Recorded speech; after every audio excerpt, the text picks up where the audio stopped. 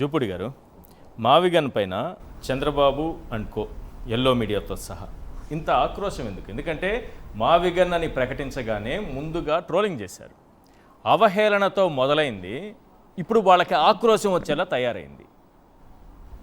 ఎందుకు?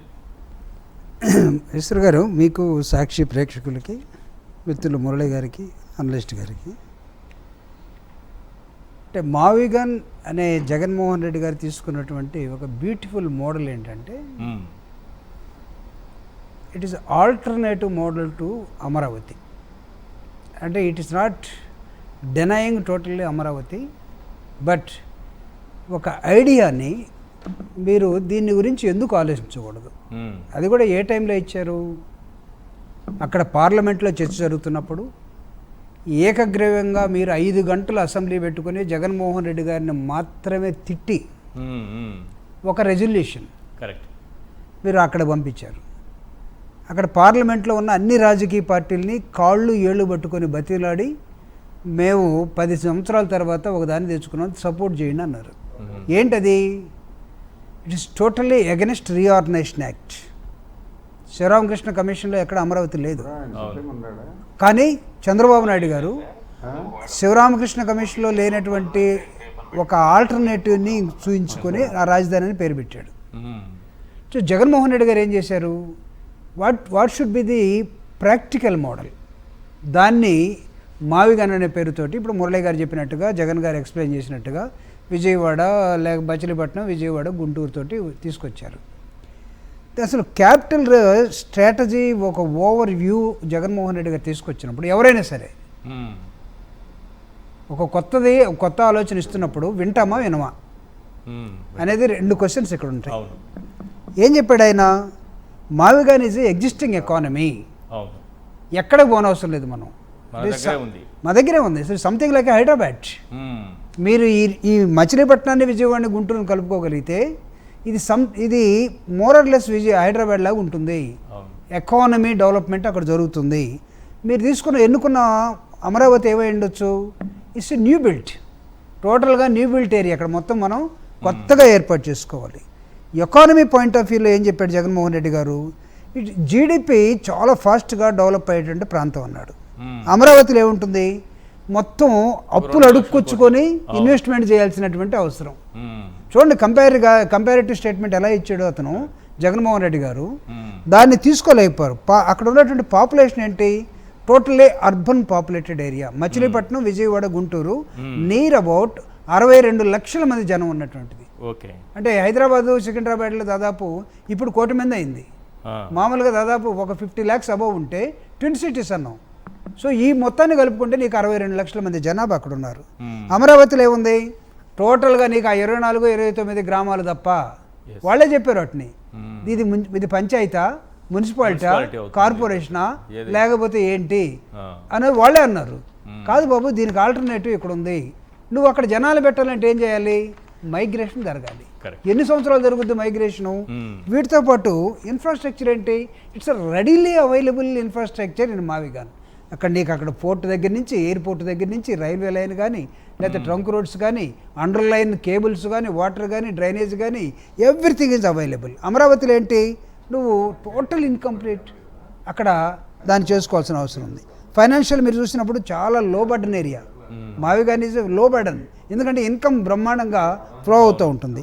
ఇక్కడ నీకు మొత్తం అప్పులు చేసి తీసుకోవాల్సినటువంటి హైలీ డెప్ట్ ఏరియా.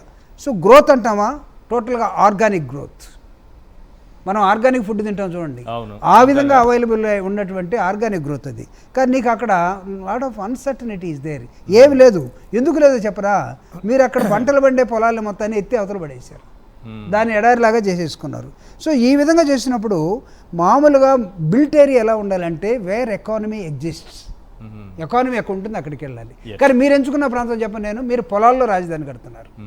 కానీ జగన్మోహన్ రెడ్డి గారు ప్రపోజ్ చేసింది జనాల్లో రాజధాని. దీనికి వక్ర భాషలు చెప్పనా?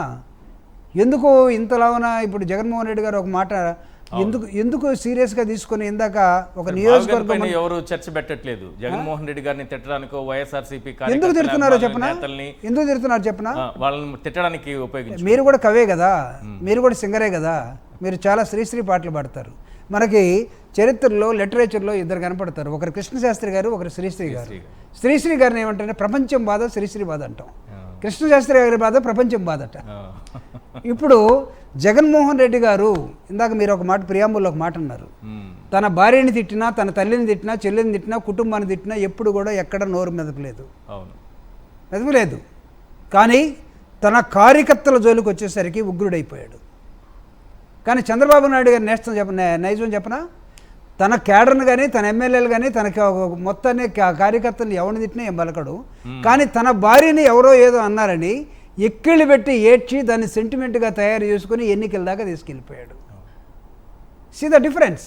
అవును, ఇప్పుడు రాధాకృష్ణ గారు ఈరోజు మీరు చేసినటువంటి నిరసన కార్యక్రమం గురించి ఈరోజు వార్త రాసుకుంటూ వైఎస్ఆర్సీపీ నేతలు, కార్యకర్తలు, మీరు ముఖ్యమైనటువంటి నేతలంతా బూతులు మాట్లాడారట. మరి అది తప్పు వస్తాను, దానికి కూడా వస్తాను. అంటే జగన్మోహన్ రెడ్డి గారు తన కార్యకర్తల్ని ప్రొటెక్ట్ చేసుకోవటం కోసం, తన కార్యకర్తల్ని ఎవడైనా తన భార్యలను లేకపోతే వాళ్ళని అవహేళనగా రాధాకృష్ణ గారు మాట్లాడే జుగుప్సాకరమైనటువంటి అంశం ఏదైతే ఉందో దాన్ని జగన్మోహన్ రెడ్డి గారు నా కార్యకర్తల మీద చేయబడితే నేను ఊరుకుంటానా, మాట అంటే ఊరుకుంటానా. కానీ చంద్రబాబు నాయుడు గారు ఏంటి, కార్యకర్తలు మా వాళ్ళని ఎవడేమన్నా పర్లేదు, నా భార్యని అన్నాడు కాబట్టి ఇక్కడ సీన్ క్రియేట్ చేసుకున్నాడు. జగన్మోహన్ రెడ్డి గారు ఈరోజు ధర్నాలు చేస్తుంటే చాలామంది వక్ర భాషలు చెప్తా ఉన్నారు. ఎందుకు చేస్తున్నారండి, ఏం చేయాలి, నిరసన ఎలా తెలియజేయాలి? ఈరోజు జగన్మోహన్ రెడ్డి గారు తన కార్యకర్తల భార్యల్ని వేరే విధంగా మాట్లాడినటువంటి మీరు కంపారిటివ్గా వాళ్ళు ఏం చేశారు, ఎప్పుడో వైఎస్ఆర్ కాంగ్రెస్ పార్టీ లోయర్ కార్యకర్తలు ఏదో మాట్లాడారు బూతులు, వాటిని తీసుకొని మీరు అనలేదా? ఏ రోజైనా రాధాకృష్ణకి ఏం అర్హత ఉంది? రాజకీయ నాయకులు వాళ్ళు మాట్లాడారు, వాళ్ళు అన్నారు కాబట్టి నేను అన్నాను. ఆయన రాసిన దాన్ని బట్టి అర్థమైంది ఏంటంటే ఆ రోజు వాళ్ళు మాట్లాడారు, అది తప్పు కానప్పుడు నేను రాసింది కూడా తప్పు కాదంట. అదే నేను అనేది. అంటే నువ్వు ఎక్కడికి స్టూప్ డౌన్ అవుతున్నావు అంటే, ఒక వైఎస్ఆర్ కాంగ్రెస్ పార్టీ కార్యకర్త తెలుసో తెలియకో ఒక బూతు మాట్లాడితే, ఒక పత్రికా అధిపతిగా ఉండి నువ్వు రెండు రాష్ట్రాలని శాసించే దశలో ఉన్నావని చెప్పుకునే ఒక పత్రిక ఎడిటర్ ఆ కార్యకర్త వాడిన పదాన్ని నేను కూడా వాడతాను, ఆయన వార్తలు ఇవ్వాలి, విశ్లేషించాలి అని తన అభిప్రాయం చెప్పగలిగి అని తను సమర్థించుకోవటం ఏదైతే ఉందో, అంటే నువ్వు అధిపతికి నువ్వు అనర్హుడివి, లేకపోతే ఒక పత్రిక నడపడానికి నువ్వు అనర్హుడివి, నీ నోటి నిండా బూతులే వస్తాయి. నువ్వు చాలామంది చెప్పినట్టుగా నువ్వు ఎక్కడి నుంచి వచ్చావో వాటన్నిటిని మర్చిపోయి కార్యకర్తలతో పోల్చుకుంటున్నావు. But what should be your duty నేను అడుగుతా ఉన్నాను, ఏమై ఉండాలి? ఈరోజు నేను ఇంకొక విషయం చెప్తున్నా, ఈనాడు ఉంది, ఈనాడులో ఇలాంటి బూతులు ఎప్పుడైనా వచ్చాయా?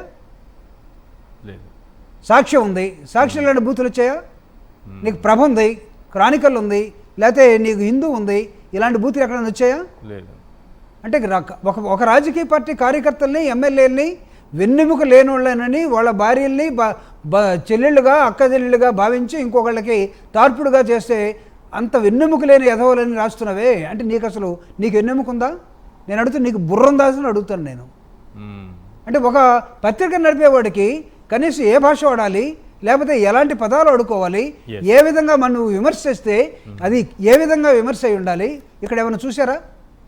అంటే వైఎస్ఆర్ కాంగ్రెస్ పార్టీ ఒక పిలిపిచ్చేసరికి ఆ పిలుపుని తట్టుకోలేక మీ వాళ్ళు మాట్లాడలేదా? మా వాళ్ళు ఎవరు జగన్మోహన్ రెడ్డి గారు మాట్లాడారా? లేకపోతే ఎమ్మెల్యేలు మాట్లాడారా? మంత్రులు మాట్లాడారా? లేకపోతే వైఎస్ఆర్ కాంగ్రెస్ పార్టీలో ఉన్నటువంటి ఒక 10-15 మంది 1, 2, 3, 4 సీనియర్ లీడర్స్ ఎవరు మాట్లాడారా? అరే ఈరోజు కూడా మాలాంటి వాళ్ళు మాట్లాడాలంటే పదం చాలా పర్ఫెక్ట్గా ఉచ్చరించగలిగితేనే బయటికి రావాల్సిన అవసరం. చంద్రబాబు నాయుడు గారు, లోకేష్ గారు, పవన్ కళ్యాణ్ గారు వాళ్ళు మాట్లాడిన సమర్థించడం, హోంమంత్రి అనిత గారు మాట్లాడిన ఇట్స్ టోటల్లీ రాంగ్. నేను చెప్తున్నాను, అయితే అయి ఉండొచ్చు మీరు ఒక రాజకీయ పార్టీ, మీకు ఆయన నిర్దేశకుడు అయి ఉండొచ్చు, రాధాకృష్ణ గారు మీకు ఇన్పుట్స్ ఇవ్వ ఉండొచ్చు, మీ పార్టీ కోసం పనిచేసి ఉండొచ్చు, మీ పార్టీ కోసం ఒక కరపత్రం లాగా ఆంధ్రజ్యోతి వాడుకొని మీరు ఉండొచ్చు, లేకపోతే ఏబిఎన్ ఛానల్ మీకు ఒక టీవీ లాగా ఉండొచ్చు. అయినంత మాత్రాన పార్లమెంటరీ సిద్ధాంతాల్లో ఒక రాజకీయ పార్టీ నాయకుడు, నడిపే నాయకుడు పవన్ కళ్యాణ్ గారు ఏ విధంగా సమర్థిస్తాడండి ఈ మాటల్ని?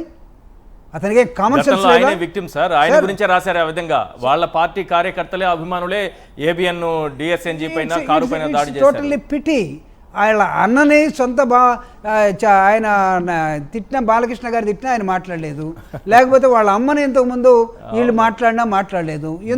ఎందుకో అదేదో అంటారు, తనికెళ్ళ భరణి గారు అంటారు చూడండి, నానెందుకో వెనకబడిపోయాడు. అది పాపం పవన్ ఎందుకో వెనక్కి పడిపోయారు. పాపం పవన్ కళ్యాణ్ ఎందుకు వెనకబడిపోయారు. సో వీటన్నిటిని దృష్టిలో పెట్టుకొని వీటన్నిటిని దృష్టిలో పెట్టుకొని ఈశ్వర్ గారు రాస్తారేమో చూడండి, మీ పెన్ ఎలాగో కొంచెం స్ట్రాంగ్ గానే ఉంటుంది. అంటే ఇది నేను ఎందుకు చెప్తానంటే సార్, ఇప్పుడు జగన్మోహన్ రెడ్డి గారు డిఫరెన్స్ నేను నీకు ముందే చెప్పాను. తన కార్యకర్తల మీదకి వస్తే ఓర్చుకునేది లేదు, ఇది జగన్మోహన్ రెడ్డి గారి స్టైల్. తనన్నా ఓర్చుకున్నాడు. మీరు ఇందాక గరళాన్ని మింగేసి కూర్చున్నాడని, కానీ ఈరోజు ఓపెన్ అవుతున్నాడు. ఎప్పుడు ఓపెన్ అయ్యాడు? తన కార్యకర్తల మీద, తన నాయకుల మీద, తన పార్టీ మీద. కానీ చంద్రబాబు నాయుడు గారు ఎప్పుడు ఓపెన్ అయ్యాడు? తన మీద, తన కుటుంబం మీద వస్తే. ఈరోజు లోకేష్ గారు మాట్లాడారు. లోకేష్ గారు మా అమ్మని ఈ విధంగా అన్నారనే ఒక ఆత్మగౌరవ నినాదాన్ని ఇచ్చాడే. ఈరోజు ఎంతమంది అమ్మల్ని ఈరోజు రాధాకృష్ణ గారు అన్నారు? ఎంతమంది ఎమ్మెల్యేలకి వాళ్ళ పిల్లలు లేరా? వాళ్ళ భార్యలకి వాళ్ళ పిల్లల్ని కనలేదా? వాళ్ళ అమ్మలు కారా? అక్క చెల్లెళ్ళు కారా? అంటే ఏంటి అంటే మీరు హోమ్ మినిస్టర్ అంటే వదిలేసేయండి, పాపం ఆ పిల్లకి ఏం తెలియదు, ఏది మాట్లాడమంటే అది మాట్లాడేసి వెళ్ళిపోతూ ఉంటుంది. అంతేగాని మనకేం అథారిటీ లేదు కదా.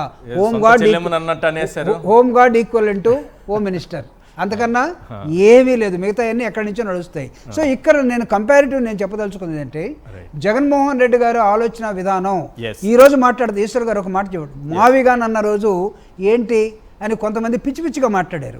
కానీ జగన్మోహన్ రెడ్డి గారిని 2009 నుంచి చూసినటువంటి ఒక వ్యక్తిగా నేను చెప్తున్నాను. ఆయన ఒక విషయాన్ని మాట్లాడినప్పుడు ఏంటబ్బా అనిపించవచ్చు, కానీ 2 నెలల తర్వాత అది ఒక రణ నినాదమై ప్రజల గొంతుల్లో, ప్రజల నాలుగులో నుంచి బయటకు వస్తూ ఉంటుంది.